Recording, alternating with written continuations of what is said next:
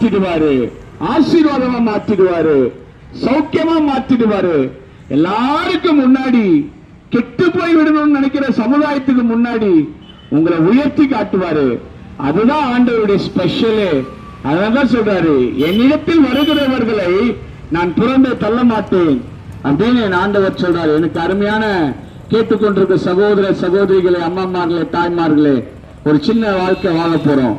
ரொம்ப நாள் இல்ல, 60 வயசு, 70 வயசு, 80 வயசு, அவ்வளவுதான். இந்த ஒரு வாழ்க்கையில நல்லா வாழ்ந்துட்டு போயிடுவோமே.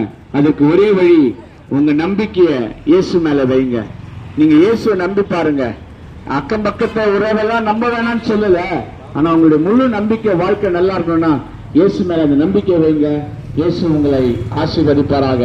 இங்க இருக்கிற எல்லாருக்காகவும் ஜெபிக்க போறோம். அன்புள்ள இயேசப்பா, இங்க வியாபாரம் பண்ற, இங்க எல்லாம் உட்கார்ந்து கேட்கிற எல்லா மக்களுக்காக ஜெபிக்கிறோம்.